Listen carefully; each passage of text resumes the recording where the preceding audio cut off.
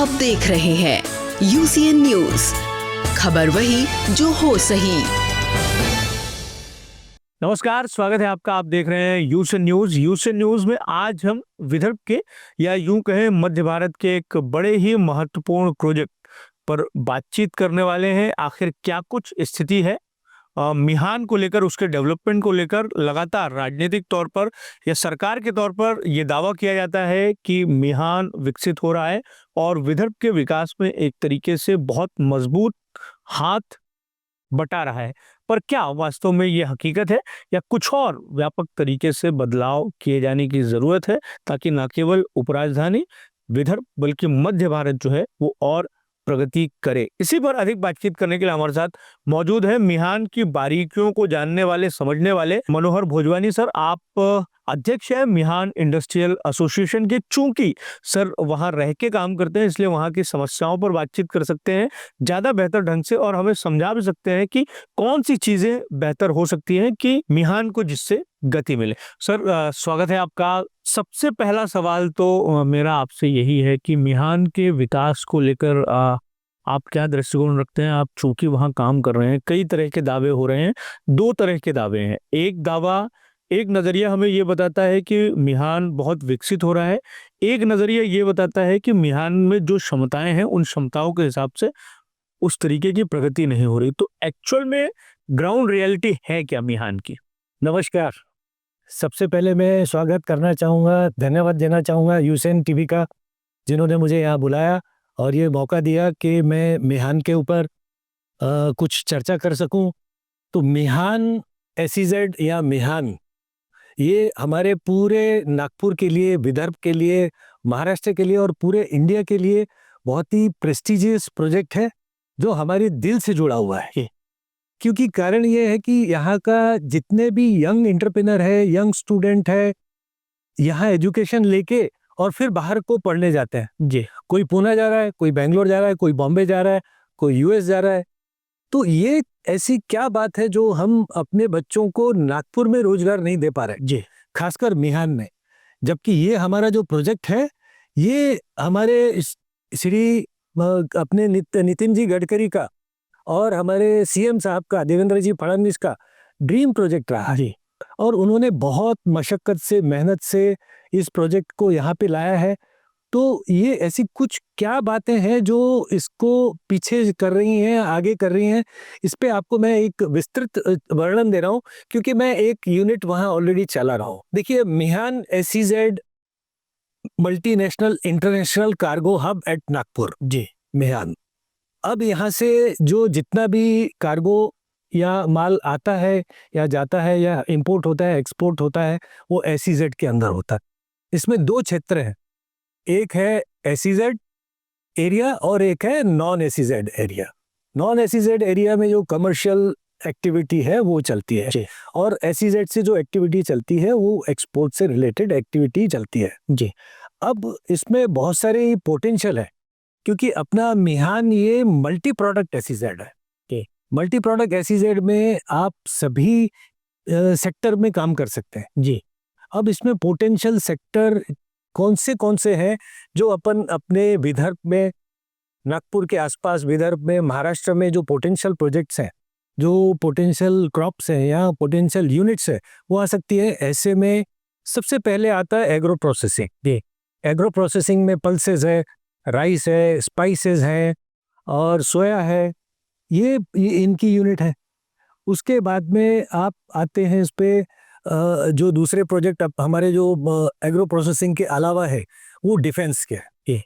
उसके बाद में एमआरओ है, उसके बाद में हमारे पास इलेक्ट्रॉनिक्स है, उसके बाद में फार्मा है, उसके बाद में आपके मोबाइल मैन्युफैक्चरिंग है। तो यहाँ बहुत सारे सेक्टर हैं जो यहाँ पे काम कर सकते हैं, परंतु क्यों नहीं यहाँ यूनिट आ रही हैं? यूनिट आना चाहती हैं मगर क्यों नहीं आ रही हैं? तो उसके पीछे थोड़ा सा एसईजेड की पॉलिसी के ऊपर में थोड़ा सा एक हर्डल है, हिच है, जहाँ पे एंटरप्रेन्योर आने से थोड़ा सा अभी घबरा रहा है। जी, जबकि ये पूरी पॉलिसी पे अभी जो एसईजेड अमेंडमेंट जो गवर्नमेंट कॉमर्स मिनिस्ट्री ने प्रपोज किया है फाइनेंस मिनिस्ट्री पे, कि भाई यहाँ से जो डीटीए सेल है वो ड्यूटी फॉरगन बेसिस पे होना चाहिए। दूसरा, यहाँ पे रिवर्स जॉब वर्किंग होना चाहिए। तीसरा, जो सर्विसेज है वो अपने इंडियन रुपीस में भी होना चाहिए। तो ये कुछ ऐसे मैटर हैं कि जिससे एसईजेड को बहुत लंबा बढ़ावा मिल सकता है और एक ग्लोबल मैन्युफैक्चरिंग हब बन सकता है। जी, क्योंकि एक नया एंटरप्रेन्योर क्या चाहता है कि भाई मैं अगर यूनिट वहाँ पे लगा रहा हूँ तो मुझे एक्सपोर्ट भी करना है और डोमेस्टिक में भी बेचना है। तो ये दोनों चीज़ों को फ्लेक्सिबल करने के लिए ये ड्यूटी फॉरगॉन और जो 2-3 अमेंडमेंट है ये लाना बहुत आवश्यक है। जी। और जिसके लिए हमारे माननीय श्री देवेंद्र जी फडणवीस और श्री नितिन जी गडकरी ये प्रयासरत हैं और उन्होंने हमको पूरा सपोर्ट भी किया है। और इन्होंने खुद कॉमर्स मिनिस्ट्री से भी बात किया है, फाइनेंस मिनिस्ट्री से भी बात किया है, ताकि ये हमारे विदर्भ के विकास का जो इंजन है वो चल पड़े। ये एक मेन मुद्दा है। जी। दो तरह की आपने बताया कि मिहान की स्थिति है, एक एसईजेड और एक नॉन एसईजेड। नॉन एसईजेड में हम देखते हैं कि बड़े तरह के जो प्रोजेक्ट्स हैं वो आए हुए हैं, रेसिडेंशियल है, हॉस्पिटल्स हैं या हॉस्पिटैलिटी से जुड़े हुए और प्रोजेक्ट्स जो हैं वो आ भी रहे हैं। पर एक ये है कि वहाँ सक्सेस जिस तरीके से दिखना चाहिए एक बिजनेस में, वो सीधे तौर पर बहुत हद तक दिखाई नहीं देता है। इसके पीछे की वजह क्या है? और एक सोच ये भी है कि मिहान को जिस संकल्पना के साथ में बनाया गया था, जो मूलभूत सुविधाएं उस संकल्पना को साकार करने के लिए दी जानी चाहिए थी, वही नहीं है। तो वहां पे जो इन्वेस्टर है वो जाके करेगा क्या? क्या इस तरीके की भी स्थिति है? इस तरीके का भाव भी जो है वो इन्वेस्टर उसके मन में है, क्योंकि हम देखते हैं कि बहुत सारे लोगों ने किसी भी तरीके से, चाहे वो अपने मन से हो या चाहे किसी नेता के दबाव से हो, वहां जमीन तो लेके रख ली है पर वो इन्वेस्ट नहीं कर रहा, उसका काम अब भी शुरू नहीं हो पा रहा है। हजारों हेक्टेयर जो जमीन है वो अब भी खाली पड़ी हुई। नहीं, देखिए, हजारों हेक्टेयर जमीन खाली नहीं पड़ी है, जमीन आधे से ज्यादा बिक गई है और इन्वेस्टर ने ले भी लिए। और मेन चीज मैं ये बोलूंगा कि इंफ्रास्ट्रक्चर वाइज हाँ। ये अपना मिहान एसईजेड नागपुर वर्ल्ड क्लास का स्टैंडर्ड है। जी। आप वहाँ पे देखिए, हर सुविधा है जी। आपको पावर की सुविधा है, आपके रोड लाइट अच्छे हैं, आपका इंफ्रास्ट्रक्चर अच्छा है, इंफ्रास्ट्रक्चर में कहीं कोई कॉम्प्रोमाइज नहीं है। और मैं तो ये कहूँगा कि एंटायर सेंट्रल इंडिया में इतना अच्छा इंडस्ट्रियल इंफ्रास्ट्रक्चर नहीं है। सिर्फ कमी कहाँ है, थोड़ा सा विलिंगनेस एंटरप्रेन्योर की होनी चाहिए। जो एक बार ये पॉलिसी में अमेंडमेंट आ जाती है और जो आनी बिल्कुल आवश्यक है और आएगी, ये बात निश्चित है। आज अभी ये मानसून सेशन में प्रपोज्ड है, अगर इसमें नहीं आती है तो विंटर सेशन में आएगी और इसके बाद में डेफिनेटली हमारा मिहान एकदम नई ऊंचाइयों पे होगा और एक नए परिक्षेत्र में नया डायमेंशन के साथ में खड़ा होगा। ये डेफिनेटली, और कोई इंफ्रास्ट्रक्चर में कमजोरी नहीं है। आपको क्या लगता है कि किस तरीके की दिक्कतें हैं? ईमानदारी से अगर बात की जाए, आपने तो अच्छा ही बता दी, पर एक दूसरा पक्ष भी है जो उसके जो चीजें होनी चाहिए थी वो नहीं हुई है। और सरकार जिस तरीके से दावा करती है कि इतने रोजगारों का वहां पर सृजन हुआ, उसको भी कहीं ना कहीं आरोपों के कटघरे में खड़ा करती है। फिर भी क्या कुछ किया जा सकता है जिससे और बेहतर हो सकता है? एक तो अमेंडमेंट की बात आप कर रहे हैं कि वो अगर अमेंडमेंट हो जाएगा तो और सोने पे सुहागा होने वाली बात हो जाएगी, क्योंकि वो आपकी एक्सपोर्ट की बाध्यता ही खत्म हो जाएगी। एक तरीके से खत्म नहीं होगी, आप डोमेस्टिक मार्केट में भी जा सकते हैं अपने प्रोडक्ट्स को लेके। बिल्कुल, देखिए ऐसा है, मैं ये ऐसा नहीं बोलूँगा कि यहाँ इंफ्रास्ट्रक्चर या मैं दूसरी कोई ऐसी परेशानी है या दिक्कत है मिहान में कोई दिक्कत नहीं है। ये देखिए, एसईजेड में आपके डेवलपमेंट कमिश्नर ऑफिस से लेके एमएडीसी में सबसे मैं बात करता हूँ और बहुत कोऑपरेटिव है। ऐसा कहीं भी नहीं है कि कहीं कोऑपरेशन नहीं है। एमएडीसी में कोऑपरेशन है, कंप्लीट कोऑपरेशन है। डेवलपमेंट कमिश्नर ऑफिस में आपको कंप्लीट कोऑपरेशन है। आप प्रपोजल लेके जाइए, आपका बहुत फास्ट वहां पे एक्टिवली हो जाता है। सिर्फ क्या है कि एक विलिंगनेस जो यहाँ अपने विदर्भ के एंटरप्रेन्योर्स की है, उसमें थोड़ी कमी है। थोड़ा जो नए स्टार्टअप है, जो नए एंटरप्रेन्योर है, नए इन्वेस्टर है, वो अभी थोड़ा सा सोच रहे हैं। अभी क्या है, एक तो फॉरेन पॉलिसी में भी प्रॉब्लम्स आ रही है। एक टैरिफ, अभी 25% टैरिफ लगा है, जिस वजह से भी लोग अभी सोच में पड़ गए कि एक्सपोर्ट होगा कब और होगा कैसे। क्योंकि ये सब जब तक पॉलिसी स्टेबल नहीं होगी तब तक कोई भी इन्वेस्टर इजीली, कोई भी, चाहे वो मिहान हो, चाहे कोई भी इंडस्ट्रियल हब हो, एमआईडीसी हो, भंडारा रोड हो, बूटी बोरी हो, एनीवेयर, आदमी तभी इन्वेस्ट करता है जब को उसको बिजनेस फ्रेंडली एटमॉस्फेयर ग्लोबली मिलता है। तो अभी क्या ग्लोबल स्टेबिलिटी भी नहीं है।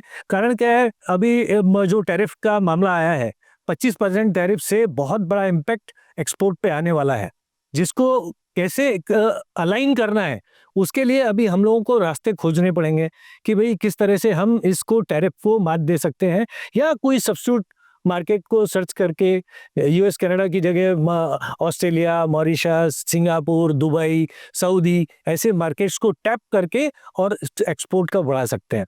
सवाल रहा, मिहान में मूलभूत सुविधाएं सब है, कोई ऐसी मूलभूत सुविधाओं की कोई कमी नहीं है, कहीं भी नहीं है। जरूरत है इन्वेस्टमेंट की।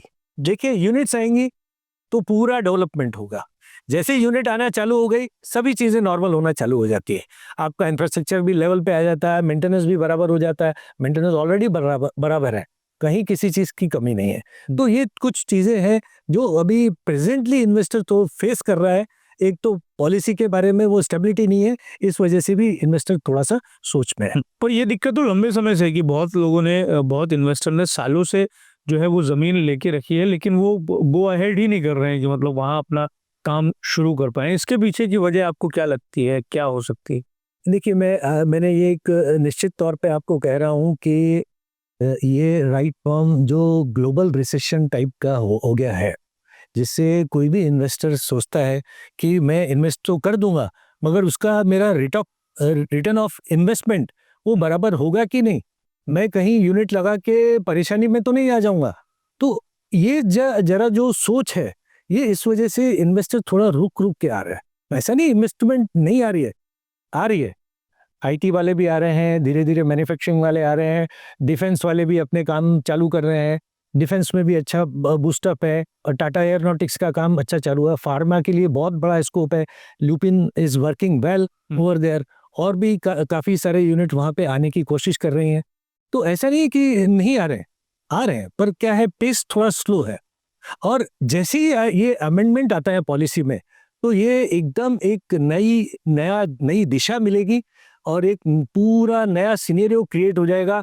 ये सिर्फ मिहान में नहीं है, पूरे पैन इंडिया एसईजेड में एकदम नया एक जनरेशन हो जाएगा, नई राह दिखेगी।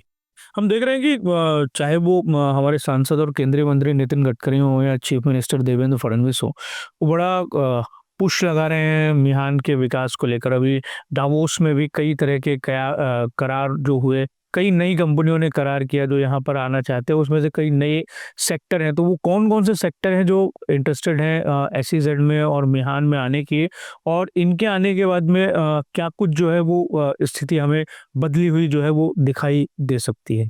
देखिए, सबसे इम्पोर्टेंट अपना जो एंटायर विदर्भ है जी, इसमें सबसे इम्पोर्टेंट है, हम लोग एग्रीकल्चर में सबसे आगे हैं। हमारे पास में पल्सेस में, राइस में, स्पाइसेस में हब है। इसके अंदर अभी हमने एक कनाडा में एक टूर प्लान किया था, और वहाँ पे हमने पी प्रोटीन आइसोलेट्स का वहाँ पे प्रोजेक्ट देखा, जो प्रोजेक्ट को हम यहाँ रेप्लिकेट कर सकते हैं। तो हमारे पास में किसी चीज़ की कमी नहीं है। हमारे पास सोयाबीन है, हमारे पास दालें हैं, हमारे पास चावल है, मिलेट है। ये हम एक प्रोटीन पार्क का वहाँ एक जो स्वप्न देख रहे हैं वहाँ पे, इसके लिए हमने मिहान में जहाँ हम देख रहे हैं कि जहाँ लैंड भी एम्पल अवेलेबल है, इंफ्रास्ट्रक्चर पास में है, एयरपोर्ट पास में है, तो हम वहाँ पे एक पल्स प्रोटीन पार्क का भी एक संरचना देख रहे हैं, जिसके लिए हमने श्रीमान देवेंद्र जी से भी बात करी है, और वो उनका पूरा सहयोग है। श्री नितिन जी गडकरी वो भी इस प्रोजेक्ट के लिए काफ़ी सपोर्ट कर रहे हैं। तो ये प्रोजेक्ट ऐसा है कि पूरी मिहान का एक फेस चेंज कर देगा। 5,000 लोगों का रोजगार मिल सकता है अगर ये प्रोजेक्ट आता है जी, क्योंकि ये काफ़ी इंपॉर्टेंट है। इसके अलावा डिफेंस में बहुत बड़ी स्कोप है, डिफेंस से रिलेटेड जो इक्विपमेंट्स हैं उसमें बहुत बड़ा स्कोप है, एमआरओ को बहुत बड़ा स्कोप है, उसके बाद में फार्मा को बहुत बड़ा स्कोप है। तो ये इंडस्ट्रियाँ धीरे धीरे स्लोली अपने मिहान में आएंगी, और मेरा तो ऐसा सोचना है कि जैसे ये पॉलिसी में अमेंडमेंट आती है तो अपने मिहान में पैर रखने को जगह नहीं मिलेगी।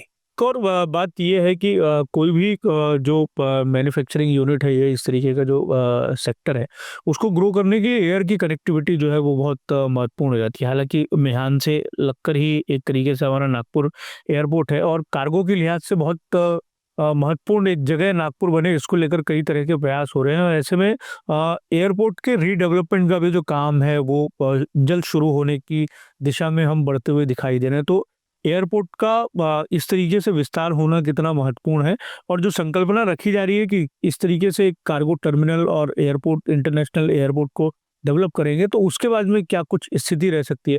बातें तो इस तरीके की होती है कि जिस मुकाम पे आज दुबई खड़ा है, वो दुबई की जगह को बदल के अब नागपुर में लाना है, इस तरीके की बातें होती है। क्या आपको लगता है कि ऐसी स्थिति वाकई में नागपुर के साथ में हो सकती है? बिल्कुल होगी। देखिए, अपने मिहान एसईजेड के पास में एयरपोर्ट है और एयरपोर्ट एक इंटरनेशनल लेवल का एयरपोर्ट जो अभी बनने जा रहा है, जिसका काम बहुत शीघ्र ही चालू होने वाला है। और वो पोर्ट की कनेक्टिविटी डायरेक्ट अपने मिहान से है जी। और वो कनेक्टिविटी होने के बाद में आपको एयर कार्गो में बहुत बड़ा सपोर्ट मिलेगा। देखिए, यहाँ से वेजिटेबल्स है, मेरीन प्रोडक्ट्स है और ऐसे बहुत सारे प्रोडक्ट हैं जिसको एयर कार्गो की ज़रूरत है। मगर ज़रूरत क्या है? एक वॉल्यूम जनरेट होने की। वॉल्यूम जनरेट कब होगा? जब इंडस्ट्री यहाँ पे आएगी। देखिए, यहाँ पे वेजिटेबल्स है, यहाँ पे मेरीन प्रोडक्ट है, यहाँ मशरूम है, यहाँ पे बहुत सारे ऐसे प्रोडक्ट हैं, फार्मा है, जिनको एयर कार्गो की आवश्यकता है। तो जैसे ही ये इंटरनेशनल लेवल की कनेक्टिविटी बनेगी और एयरपोर्ट एक इंटरनेशनल लेवल पे आ जाएगा, तो यहाँ से जो विकास होगा, वो मैं दुबई नहीं, मैं तो सिंगापुर की बराबर की बात कर रहा हूँ।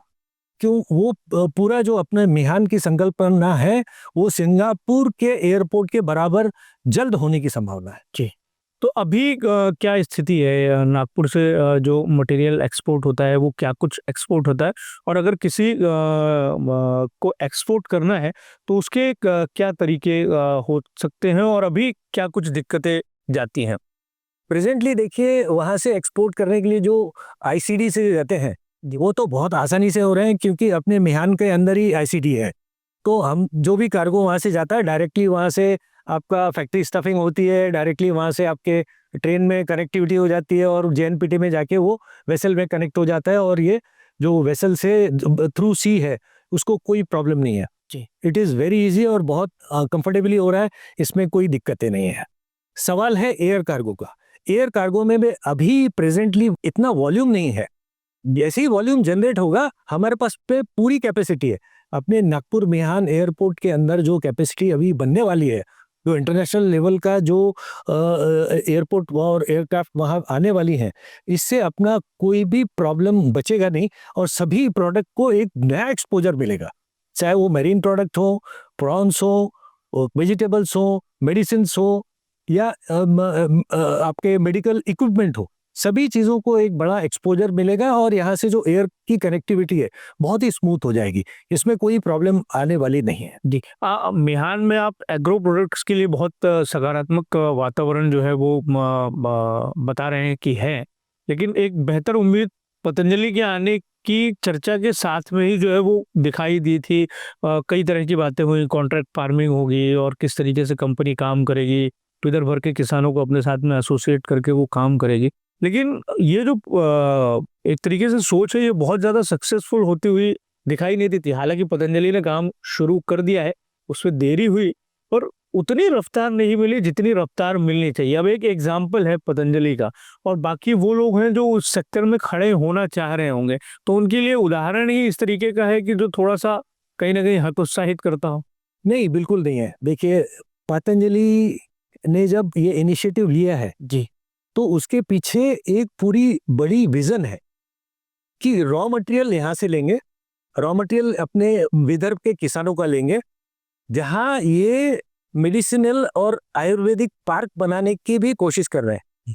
जब ये इस तरह की सुविधा आएगी, तो इनको भी रॉ मटेरियल इजीली अवेलेबल होगा, क्योंकि अभी प्रेजेंटली जैसे जैसे वो स्टेप वाइज, फेज वाइज बढ़ रहे हैं। पहले एक मेडिसिनल या आयुर्वेदिक पार्क स्टार्ट करेंगे, उसके बाद में फिर उसके एक्सट्रैक्ट बनाएंगे, फिर उसकी मेडिसिन बनाएंगे, फिर उसके जो बाकी चीज़ें बनेगी और धीरे धीरे उसका विकास होगा। इसके साथ में हमारे फार्मर्स का भी विकास होगा। ऐसा तो नहीं कि सिर्फ पतंजलि अकेला काम करेगा। पतंजलि को जो बैकएंड है वो पूरा आपको फार्मर है। फार्मर आपको ग्रो करके देंगे, आप उसके एक्सट्रैक्ट बनाएंगे, मेडिसिन बनाएंगे और जो वैल्यू एडेड प्रोडक्ट है वो बनाएंगे और फार्मर को भी वैल्यू मिलेगी और पतंजलि को वैल्यू मिलेगी। और पतंजलि के ने जो यहाँ वहाँ पे विजन किया है वो हमारे मिहान के लिए बहुत अच्छा है। धीरे धीरे जो हम सोच रहे हैं कि भाई ये जो एग्रो प्रोसेसिंग में जो स्टेप आनी चाहिए वो पतंजलि की वजह से ही आएगी। एग्रो प्रोसेसिंग में एक जो नया जनरेशन या नया रिवोल्यूशन क्रिएट होगा वो पतंजलि का फुल फ्लो में चालू होने के बाद में आपको दिखेगा। जी। हम ये कैसे कह सकते हैं कि या कब तक इस तरीके की उम्मीद लगा सकते हैं कि मिहान की 100% सक्सेस की तस्वीर जो है वो हमारे सामने हो? क्या इसकी कोई एक डेडलाइन आप देखते हैं, चूंकि आप वहाँ काम करते हैं, कि इतने दिनों के बाद में हम देखेंगे? और एक आप उसको एक्सेप्ट नहीं कर रहे हैं, लेकिन कई तरह की दिक्कतें जो हैं, कई तरह के हर्डल्स हैं, वहाँ जो काम करने वाले लोग हैं या जो इन्वेस्ट करने के लिए जाने का इरादा रखते हैं उनके साथ में भी होता है। एक बहुत बड़ी दिक्कत जो है वो एडमिनिस्ट्रेटिव तौर पर भी है, क्योंकि अभी ये स्थिति हुई है कि अभी अधिकारी आपको यहाँ मिल जाते हैं, छोटी छोटी चीज़ों के लिए आपको मुंबई नहीं आना पड़ता है, चूंकि चीफ मिनिस्टर यहाँ के हैं, इतने हैवीवेट नेता यहाँ के। पहले की स्थिति वैसे नहीं थी, एक एक कागज़ आपको मुंबई के ऑफिस में भेजना पड़ता था, यहाँ अधिकारी मिलते नहीं। अभी तो खैर कलेक्टर साहब ने चार्ज संभाले जब से तो थोड़ा सा और बूस्टअप आया है। अब स्थिति बदलती हुई थोड़ी थोड़ी दिखाई दे रही है, लेकिन दिक्कतें तो है ना वास्तव में। देखिए ऐसा है, कोई भी नया सेक्टर में आप जाएंगे तो आपको दिक्कतें तो फेस करनी पड़ेगी। मैं एक एग्जांपल ले रहा हूँ मिहान का कि भाई मिहान में आपको एडमिनिस्ट्रेटिव प्रॉब्लम कहाँ जाती है। देखिए आज ये एसोसिएशन है, मिहान इंडस्ट्री एसोसिएशन है। हमको जब कोई रिपोर्ट आती है कि भाई ये ऐसी प्रॉब्लम आ रही है, हम पर्सनली उसको बात करके उसको सॉल्व करवाते हैं। ऐसा दिक्कत ये नहीं है कि प्रॉब्लम सॉल्व नहीं होगी। एडमिनिस्ट्रेटिव, आप जब कोई एक नया एंटरप्रेन्योर एक नया बिजनेस चालू कर रहे हैं तो लैंड से लेके आपको हर चीज़ का एक स्टेप लेनी पड़ती है। अभी आप ये मिहान की बात छोड़ दीजिए, आप भंडारा रोड पे चले जाइए। भंडारा रोड पे आप अगर एक कोई यूनिट डालना चाहते हैं, सबसे तो पहले आपको एनए लेना है। एनए के लिए आपको कम से कम काफ़ी मशक्क़त करनी पड़ेगी। उसके बाद में वो क्लियरेंस हुआ, फिर एनआईटी का अप्रूवल लेना पड़ेगा, फिर उसके बाद में एनएमआरडी का अप्रूवल लेना पड़ेगा। मतलब प्रॉब्लम्स तो हर जगह है ना, मगर उससे कहीं बेटर हमारा मिहान है। मिहान में आपको प्लग एंड प्ले सर्विस है। देखिए एडमिनिस्ट्रेटिव क्या, अभी एआई का ज़माना आ गया। अभी टाइप करिए, मैसेज डालिए, आपका इमीडिएटली ईमेल आपका पहुंच जाता है और आपको यदि जवाब नहीं मिलता तो इमीडिएटली आप रिबाउंड उनको वीडियो कॉल करके उनसे बात कर लेते हैं जी। और वीडियो कॉल में मीटिंग करके उनसे चर्चा कर लेते कि भैया मेरा प्रोजेक्ट कहाँ पे अटका हुआ है। तो ऐसा नहीं है कि परेशानियाँ इसमें नहीं है, परेशानी है थोड़ी बहुत तो आएगी। देखिए कोई भी नया बिजनेस चालू करेंगे आपको एक टीथिंग ट्रबल तो आएगी। ऐसा नहीं कि एकदम रेडी टू ईट आपको मिल जाए, ऐसा नहीं है। आप भंडारा रोड पे जाइए, एमआईडीसी में जाइए, कहीं भी जाइए, आप जब एक नए प्रोजेक्ट को लगाने जाएंगे तो आपको बहुत सारी प्रॉब्लम्स फेस करनी पड़ेगी। मगर हमको ज़रूरत क्या है, एक हिम्मत की और एक जज्बे की कि हमको ये काम करना है। आज ज़रूरत है हमको नए यंग एंटरप्रेन्योर्स की जो यहाँ पढ़ के और यहीं बिजनेस करें, नौकरी ना ढूंढे, नौकरी देने वाले बने। हमारे गडकरी साहब का बोलना है, नौकरी करो मत, नौकरी देने वाले बनो। तो यहाँ जब बिजनेस धीरे धीरे डेवलप होगा, चाहे एमएसएमई हो, चाहे स्मॉल एंटरप्रेन्योर हो, चाहे मीडियम स्केल हो, बिजनेस धीरे धीरे डेवलप होगा और ये जो सारी परेशानियां हैं दूर हो जाएगी। और मैं तो मिहान की संकल्पना बहुत ऊंची देख रहा हूँ, बहुत अच्छी देख रहा हूँ और बहुत जल्दी 2-3 साल के अंदर ही हमको मिहान एक नए स्वरूप में दिखेगा। जी, मनोहर भोजवानी सर, आप जो उम्मीद व्यक्त कर रहे हैं, हम भी उसी उम्मीद को जो है आस बनाते हैं कि इसी तरीके की स्थिति जो है वो आने वाले 2-3 सालों में मिहान को लेकर जो है वो दिखाई देगी, क्योंकि ये प्रोजेक्ट और इस प्रोजेक्ट का सफल होना नागपुर के लिहाज से, विदर्भ के लिहाज से बहुत महत्वपूर्ण होगा। न केवल व्यावसायिक दृष्टिकोण से, बल्कि जो एक तरीके से हम कह सकते हैं कि हमारे जो युवा हैं उन्हें एक बेहतर विकल्प अपने ही शहर में एक तरीके से मौजूद होगा ज़िंदगी को बेहतर बनाने का, कुछ नया करने का। ऐसे में ये प्रोजेक्ट जो है एक नई आशा के तौर पर ज़रूर बड़ा काम कर सकता है। बहुत बहुत धन्यवाद सर। Thank you. मैं तो ये फिर से कहूँगा कि अपने मिहान के लिए मैं सबसे अपील करूँगा कि मिहान में आप इन्वेस्ट करें, और यहाँ पे आपको क्या ट्रबल आती है, क्या प्रॉब्लम, टीथिंग प्रॉब्लम है, आप हमारे एसोसिएशन से जुड़िए और हमको बताइए। ऐसी कोई दिक्कत नहीं है जो क्लियर नहीं हो सकती, जो यहाँ से हम क्लियर करके हम बात नहीं कर सकते। हम हमारे माननीय मुख्यमंत्री साहब देवेंद्र जी से बात कर सकते हैं, माननीय श्री नितिन गडकरी साहब से बात कर सकते हैं।